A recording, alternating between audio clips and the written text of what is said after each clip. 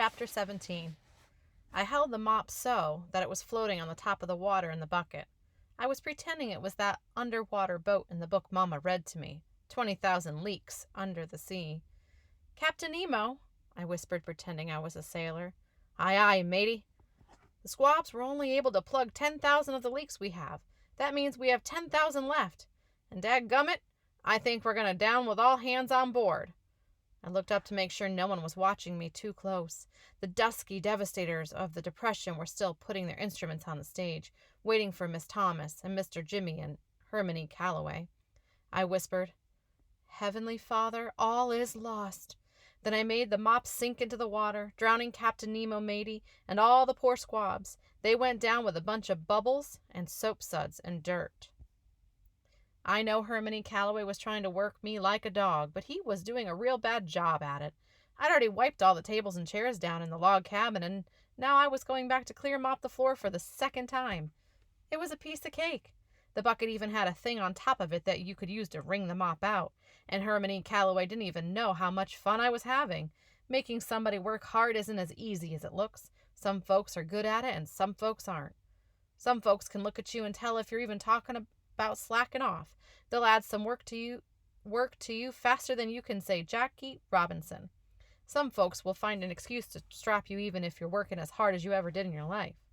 I stuck the mop head into the wringer. I pretended it was somebody at a washing machine not paying attention to what he was doing and getting his whole body pulled through and wrunged out. I let the handle up to see what was left of this poor soul, but before I could check, somebody yelled out, "1, 2, 1, 2, 3. I looked up. The thug was brushing his sticks across the round gold metal thing next to his drums and making a sound like a soft rain was commencing to fall on someone's tin roof. Only instead of sounding like rain splashing any time it wanted to, the thug had it sounding like it was coming down in a steady, bouncing way. Then Dirty Deed started making the piano sound like it was a kind of drum. For a second it fell right in with the rain pats that the thug was making. Then it took off and made you think of what Niagara Falls must sound like. It sounded like big, bright drops of water splashing up and over and up. The drops would fall loud and clear as anything. Then before you knew it, they were right back into the thug's steady, bouncy beat. Steady Eddie started snapping his fingers real soft in time with the piano and the drum, his toothpick jumping right along with his fingers. He put his axe in his mouth and blew, but instead of the horn making music, it seemed like Steady made it talk.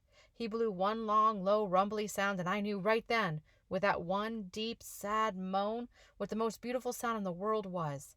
Steady held the note for a long time, then made the sax drift away from the rest of the storm of music. It swirled and floated back and joined the rain sound that the thug and Dirty Deed kept going. I just stood there. I didn't even hear Miss Thomas and Mr. Jimmy and Hermione Calloway come up from behind me. Miss Thomas rubbed her hand across my head and said, "Bud, you've done a great job. The place is sparkling." I was going to say, "Thank you, ma'am," but it seemed like talking was wrong. What with all these wonderful sounds were coming from the people on the stage. Mr. Jimmy said, "LaBone, looking good, son." Hermione Calloway grunted, and the three of them walked up on the stage. Mr. Jimmy picked up his horn and joined in the storm.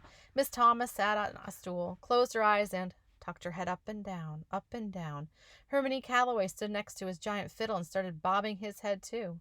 He put one of his hands near the top of the fiddle and began pulling at the strings with his other hand. Every time he patted the strings, it seemed like something wide and heavy was walking by, slow and easy. Or it seemed like he was the thunder, soft and far away, but getting closer all the time. All of the instruments blended up together, and, just like that smell in the library, you couldn't tell which one was your favorite. First you say it was Mr. Jimmy on the trumpet, then Doo-Doo Bug's trombone would make you think it was the best, then Dirty Deed would make the piano sound like water hitting big rocks, and you'd know there wasn't anything that sounded that good until Steady Eddie would make the saxophone sing and talk and dance around everyone else, and you'd swear that was the only sound you'd ever want to hear again. All the while Hermione Calloway and the thug kept everything moving by making the drums and the giant fiddle pound out a soft, steady beat, like someone's heart turned up way loud. You'd have a real hard time trying to figure out which instrument was your favorite until Miss Thomas opened her mouth. While the rest of the band was being a storm, She was the sun bursting through thick gray clouds. With the first thing she sang, you had to wonder why this band was called Herman E. Calloway and the Dusky Devastators of the Depression, or Herman E. Calloway and the Nubian Knights. It should be called Miss Thomas and the Dusky Devastators of the Depression and an mean old guy on the giant fiddle. She was so good she didn't even have to sing real words. Mostly she was saying things like la da da dee da da da da woo wee ha. Then Steady Eddie would answer on the saxophone, and before you knew it, the two of them were having a regular conversation.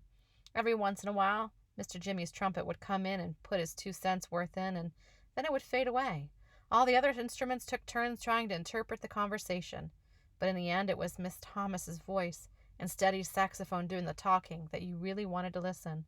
Finally, Miss Thomas did a bunch more doody-da-ba-doo-ba-da's, and Steady answered then. And just when you thought you could understand this language they were talking, Miss Thomas broke out in American. She sang, "We haven't met since then, gee, but it's nice to see you again," she said. "Nice to see you again." And the storm was over. The last thing you could hear from the rain from the thug and the thunder from Herman E. Calloway getting farther and farther away, like the storm had gone and blowed itself over into the next country. Then it was dead quiet. I let the mop fall over and clapped as loud as I could and said, "Wow!" Miss Thomas stood up and did one of those curtsy bows. I clapped louder. I could see now why this band got to have 6 exclamation points behind their name.